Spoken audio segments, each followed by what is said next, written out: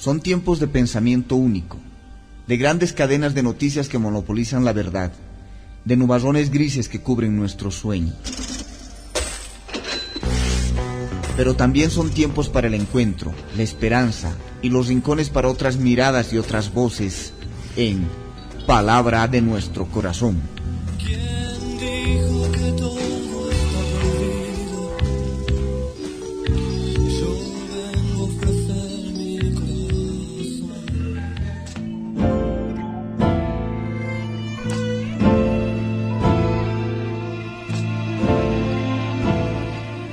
Hola amigos y amigas de la red de la diversidad, sean ustedes bienvenidos y bienvenidas a esta nueva entrega de las Palabras del Corazón. Espacio para compartir distintas temáticas, distintas reflexiones, distintas propuestas y, como solemos decir, que son apenas una voz más entre muchas otras porque no son un criterio de verdad única. Aquí, en estas Palabras del Corazón, compartimos eso, una voz más entre muchas otras para que cada uno de nosotros y cada una de nosotras saque sus propias conclusiones. Bienvenidos y bienvenidas a estas Palabras del Corazón.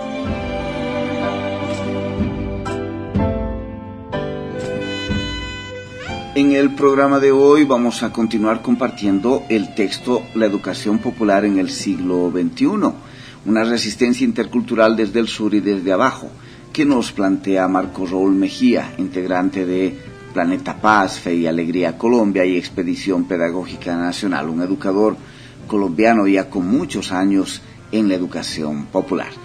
En el anterior capítulo nos habló del contexto, de los cambios en ese contexto. En este programa vamos a arrancar conversando sobre la educación popular, un acumulado hecho, movimiento y propuesta político-pedagógica.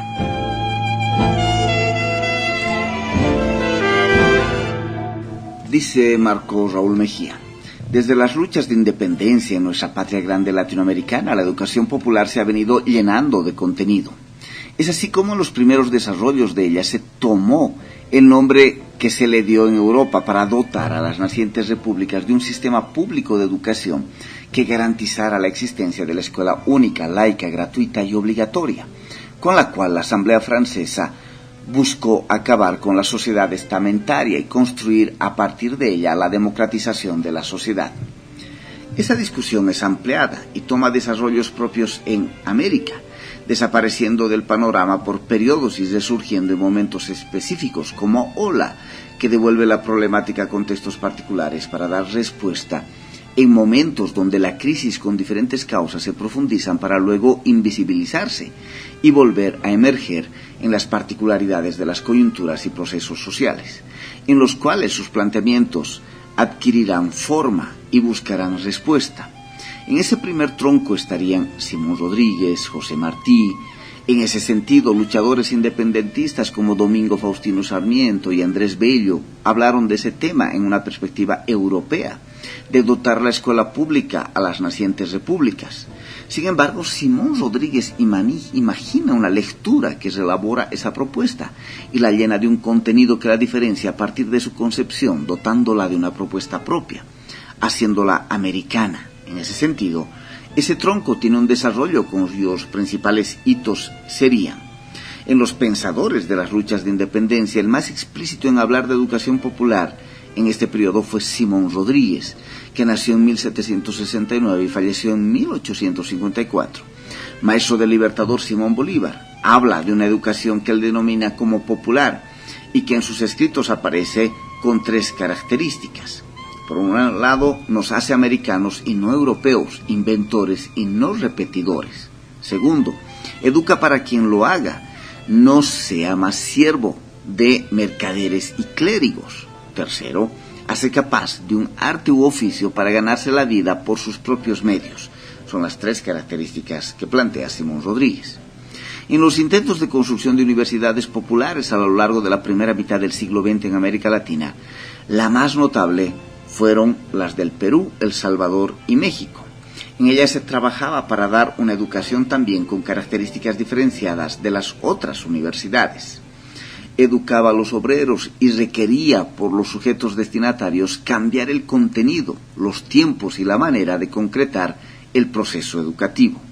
Los dotaba de conciencia sobre su lugar y su papel en la historia. construida y orientada hacia la organización que defendía los intereses de esos grupos en estas universidades populares. También aparecen las experiencias latinoamericanas de construir una escuela propia ligada a la sabiduría aymara y quechua.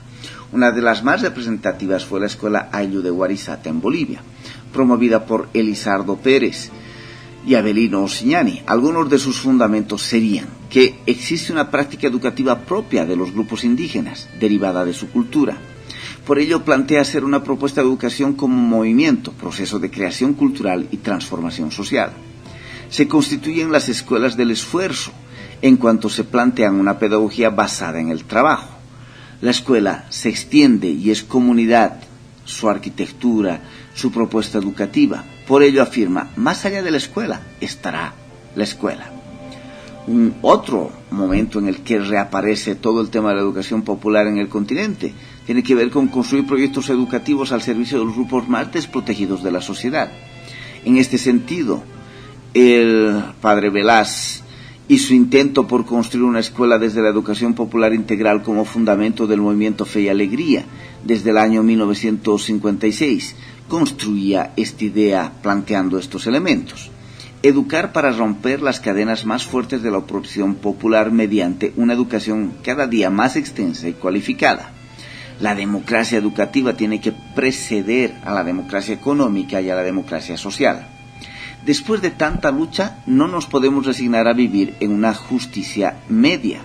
Este debe ser el momento más alto, más claro, más resonante de nuestra justicia integral. Fe y Alegría nació para impulsar el cambio social por medio de la educación popular integral.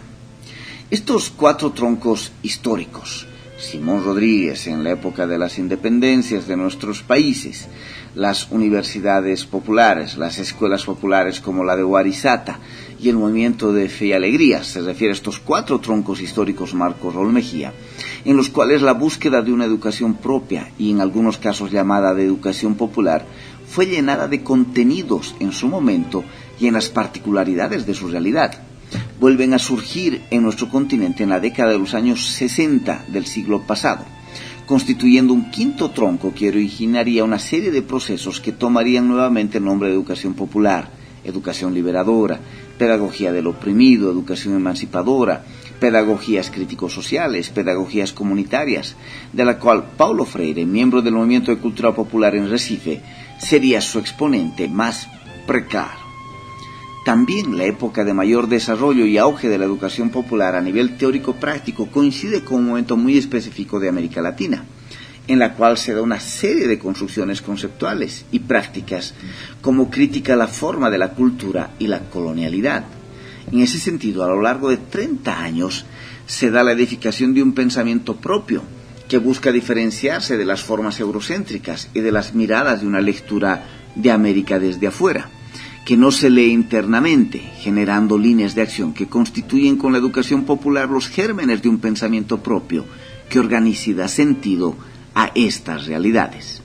En esta perspectiva, dice Marcos Raúl Mejía, la educación popular en sus variados desarrollos ha empujado una concepción en la cual no existe acción educativa y pedagógica sin contexto, y allí están presentes los diferentes elementos políticos, sociales, culturales, económicos, sobre los cuales se construyen la desigualdad, la exclusión, la segregación y las injusticias en nuestra sociedad, proponiendo concepciones y prácticas para transformar estas condiciones desde la educación, entendida esta en sus múltiples dimensiones, formal, no formal e informal, bajo el supuesto de que el solo cambio educativo no transforma la sociedad, pero si la educación no cambia, tampoco lo hace la sociedad.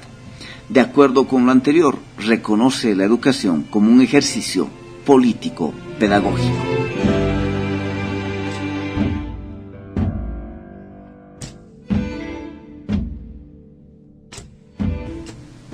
Nos plantea Marcos Raúl Mejía una propuesta para la sociedad con un acumulado propio. Y dice, así la educación popular llega al siglo XXI con un acumulado construido en sus luchas por transformar la sociedad y hacer posible la emancipación de todas las formas de dominio que le permiten proponerle al mundo de la educación en sus diferentes vertientes una concepción con sus correspondientes teorías, propuestas pedagógicas y metodológicas, pero ser implementada en los múltiples espacios y ámbitos en los cuales se hace educación en esta sociedad. En ese sentido, dota a los educadores críticos de una propuesta a ser implementada en toda la sociedad, bajo el reconocimiento de que hacerlo desde los intereses de los grupos oprimidos y excluidos permitirá la transformación de esa condición para construir sociedades más justas, más humanas y, ante todo, desde una diferencia que a la vez que enriquezca no permita la desigualdad y el control por razones de clase, género, etnia, raza, opción sexual, edad, condiciones físicas u otras. Hoy ese acumulado que nos permite ser educadores populares en este tiempo lo podríamos sintetizar en el siguiente decálogo, 10 puntos. 1. Su punto de partida es la realidad y la lectura crítica de ella, para reconocer los intereses presentes en el actuar y la producción de los diferentes actores. 2. Implica una opción básica de transformación de las condiciones que producen la injusticia, la explotación, dominación y exclusión de la sociedad. 3. Exige una opción ético-política en, desde y para los intereses de los grupos excluidos y dominados, para la pervivencia de la madre tierra. 4. Construye el empoderamiento de excluidos y desiguales y propicia su organización para transformar la actual sociedad en una más igualitaria y que reconozca las diferencias. 5. Construye mediaciones educativas con una propuesta pedagógica basada en procesos de negociación cultural, confrontación y diálogo de saberes. 6. Considera la cultura de los participantes como el escenario en el cual se dan las dinámicas de intraculturalidad, interculturalidad y transculturalidad de los diferentes grupos humanos. 7. Propicia procesos de autoafirmación y construcción de subjetividades críticas. 8. Se comprende como un proceso, un saber práctico teórico, que se construye desde las resistencias y la búsqueda de alternativas a las diferentes dinámicas de control en estas sociedades. 9. Genera procesos de producción de conocimientos, saberes y de vida con sentido para la emancipación humana y social. Y 10. Reconoce dimensiones diferentes en la producción de conocimientos y saberes, en coherencia con las particularidades de los actores y las luchas en las cuales se inscriben.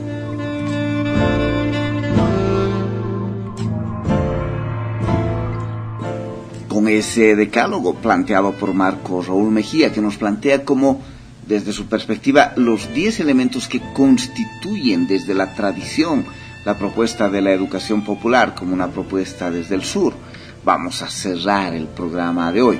Vamos a seguir profundizando este texto de Marcos Raúl Mejía, educador colombiano, sobre la educación popular en el siglo XXI, pero eso lo haremos el próximo programa. Hasta entonces, chao, chao.